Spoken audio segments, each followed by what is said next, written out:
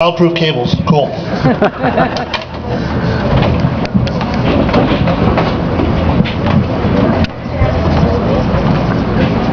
don't know if I should actually say this in front of this crowd, but I believe that the Constitution is a living document.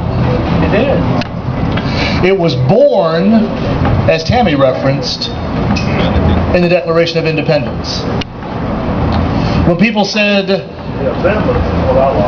we hold these truths to be self-evident that all men are created equal, that they are endowed by their Creator with certain unalienable rights, that among these rights are life, liberty, and the pursuit of happiness, and that to secure these liberties, governments were instituted among men, deriving their just power from the consent of the governed. These are the first words, really, of the Constitution.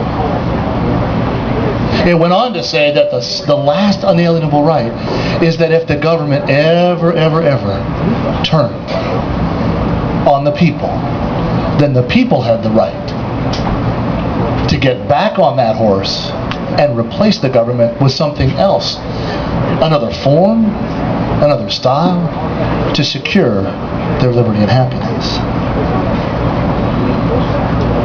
Just like in childbirth, there's a lot of pain and a lot of blood. We fought a revolution. We forget.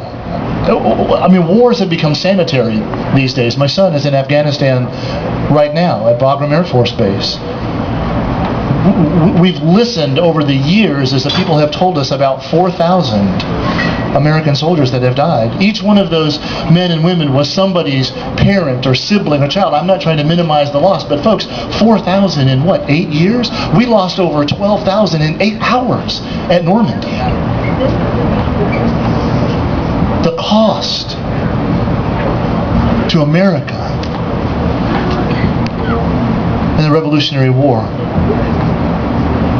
not knowable. 200 years later, we just don't know. It's a story. We understand it was there, but we don't know. These were the birth pangs that birthed our Constitution. In that day and age, it was very common for a 12 or a 13 or a 14-year-old human being to be considered an adult. And after the Declaration of Independence, it wasn't but about 12 or 13 or 14 years until along came a document called the Constitution. That living document, born in the Declaration, now entered adulthood with the words, "We the people." Not we the constitutional scholars, not we the politicians, not we the rich and famous, but we the people. In order to, and it lists, ensure domestic tranquility. And I love what, was it Robert? I'm sorry, my friend, I forgot your name, who said, and to secure the blessings of liberty to ourselves and our posterity. Those were this living thing's first words as an adult, as it were. Now you take that adulthood, the Constitution isn't like you and me. I'm getting older, my eyesight's getting worse, my knees hurt, my back hurts when I get up in the morning. The Constitution is doing just fine as an adult. It doesn't age, it doesn't get sick, it doesn't grow weary or tired. And as an adult, it has stood strong. It has held a consistent, mature message that you and I are free men and women, and we need not live a single day of our lives as less than that. We get to decide for ourselves how our life and our liberty and our property is disposed of. Nobody gets to tell us that. You look at the Bill of Rights, the first 10 articles, or first 10 amendments rather, to the Constitution, the Bill of Rights, are all about limiting the government. The Second Amendment, a well-regulated militia, being necessary to the security of a free state. The right of the people to keep and bear arms shall not be infringed. By who? By government. There was no limit on the right of the people. It was the government that was limited. You have to come 125 years into the 16th Amendment, I believe it is, before you find the words, Congress shall have the power. It doesn't appear in the first 15 amendments because the Constitution was all about limiting the government. Remember, we were securing your liberties, not the powers of the government. That message has been consistent.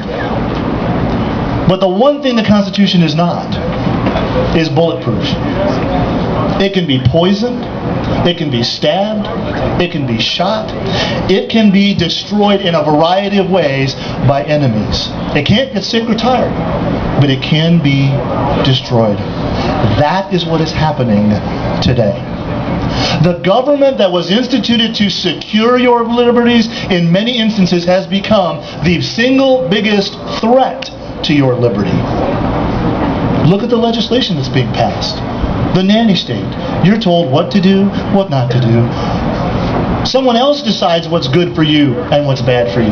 Ben spoke so eloquently about the government is just trying to do everything. And you're just a, what did you call them? Citizen rats? Just a rat in a maze. It's time for that to stop. It's time for that to stop.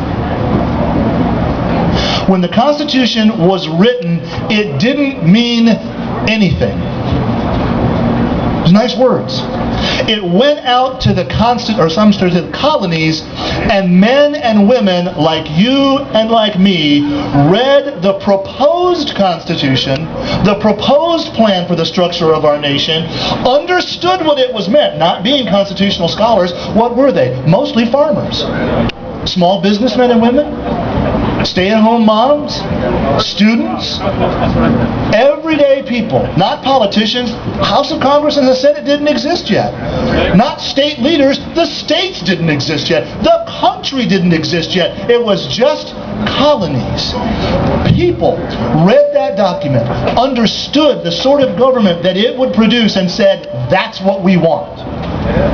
Today we're told you can't understand the darn thing unless you've got 48 law degrees and this, that, and the other. Well, if that's the case, why was my 18-year-old son asked to raise his right hand and swear allegiance to a document that he had no idea what it meant? I defy you to tell me that there's not a person in this room that can't read that document in 45 minutes to an hour and a half, depending on your reading speed, and understand exactly what it means. Right. That's what we're about today. This is Constitution Day. This is where our nation was born. The one thing that defines us as Americans is the Constitution. All of our politicians swore allegiance to it. Our military swears allegiance to it. It defined and created the framework under which we live. Without it, we'd be France. Okay? I mean, look what happened to those people. Yeah. They had a revolution about the same time. And they're still goofy. And they're still goofy. You guys here today to celebrate the birth of the Constitution, or the writing of it, finishing of it, I'm honored to be here with you. This is not a day like any other day. Other countries don't have this kind of day. We have, as Americans, Constitution Day. I'm honored to be here with you and to share it with you. Appreciate your time. God bless you, and God bless these United States. Thank you very much.